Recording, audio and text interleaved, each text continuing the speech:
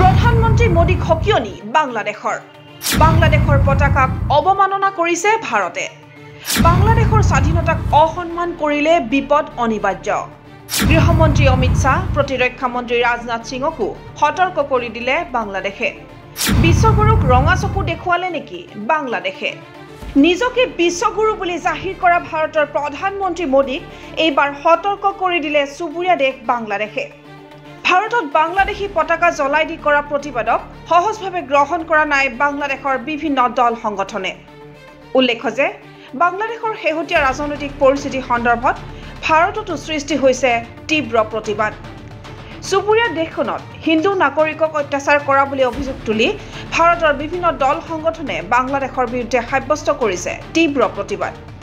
বাংলাদেশৰ জাতীয় পতাকা দাহ কৰি ত্ৰিপুৰাকে ধৰি বিভিন্ন প্ৰান্তত একাংশ হিন্দু সংগঠনে চৰমপন্থা অৱলম্বন কৰাও পৰিলক্ষিত হৈছে। তদুপৰি ভাৰতৰ একাংশ সংবাদ মাধ্যমত ধাৰাবাহিকভাৱে প্ৰচাৰিত হৈছে বাংলাদেশত হিন্দু নিৰ্যাতনৰ ঘটনা। এনে ঘটনাক ভিত্তিহীন বুলি অভিহিত কৰি বাংলাদেশৰ সেনাবাহিনী আৰু বিভিন্ন দল সংগঠনে ভাৰতত চলি থকা প্ৰতিবাদৰ বিৰুদ্ধে সৰব হৈ পৰিছে। বাংলাদেশত থকা ভাৰতৰ উচ্চায়ুক্তক এখন স্মাৰক পত্ৰ প্ৰদান কৰি দেশখনৰ তিনিটাকৈ সংগঠনে সতৰ্কবাণী প্ৰেৰণ কৰিছে। বাংলাদেশৰ প্ৰধান ৰাজনৈতিক দল BNP আৰু তেওঁলোকৰ সহযোগী সংগঠনৰ 6 গৰাকী প্ৰতিনিধিয়ে ৰাজধানী ঢাকাত থকা উচ্চায়ুক্তক সাক্ষাৎ কৰি এই সতৰ্কবাণী প্ৰেৰণ কৰে। ইয়াৰ পূৰ্বে উচ্চায়ুক্তৰ কাৰ্যালয়লৈ এক বিশাল সমদল উলিয়াই প্ৰতিবাদ সাব্যস্ত কৰে সংগঠনকেইটাই। প্ৰতিনিধি দলটোৱে এই কথা স্পষ্ট কৰি দি কয় যে বাংলাদেশৰ সাৰ্বভৌমত্বৰ ওপৰত ভাৰতে অযথা হস্তক্ষেপ কৰাটো কোনো কাৰণে মানি লোৱা নহ'ব। তেওঁলোকে এই কথা স্পষ্ট কৰি দিয়ে যে ভাৰতত চলি থকা বাংলাদেশ বিৰোধী প্ৰতিবাদে দেশখনৰ নাগৰিকৰ প্ৰতি চৰম অপমান কৰাকে সূচাইছে। তদুপৰি প্ৰাক্তন প্ৰধানমন্ত্ৰী শ্বেখ হাছিনাক ভাৰতে আশ্ৰয় দি ৰখা কাৰ্যটো তীব্ৰ ক্ষোভ প্ৰকাশ কৰে BNPৰ প্ৰতিনিধি দলটোৱে। আনহাতে প্ৰতিবাদী মিছিলত অংশগ্ৰহণ কৰি ভাৰতলৈ কেইবাটাও সতৰ্কবাণী প্ৰেৰণ কৰে সেনা বিষয়াসকলে। বাংলাদেশী সেনাৰ এগৰাকী প্ৰাক্তন শীৰ্ষ বিষয়াই ভাৰতৰ বিৰুদ্ধে প্ৰকাশ কৰিছে তীব্ৰ প্ৰতিক্ৰিয়া। ইচ্ছা কৰিলে বাংলাদেশী সেনাই অসম আৰু পশ্চিমবংগ দখল কৰিব পাৰে বুলি হুংকাৰ দিয়ে সেনাবাহিনীৰ এইসকল বিষয়াই। মোদীজি, অমিতজি এবং রাজনাথ সিংজি, আপনারা বাংলাদেশ সেনাবাহিনী যেটা দেখেছেন 72 সালের সেই সেনাবাহিনী এখন আর নাই। আমরা এখন যুদ্ধোপযোগী এবং যে কোনো শত্রু মোকাবেলায় প্রস্তুত। আপনারা আর আস্ফালন তুলবেন না। ইস্টার্ন সেক্টর, ইস্টার্ন কমান্ড গোছানোর ভয় আমাদেরকে দেখাবেন না। শুধু আমরা সশস্ত্র বাহিনী নই, 17 কোটি জনতা আছে আমাদের সাথে, আপনাদেরকে সীমান্তেই রুখে দিতে।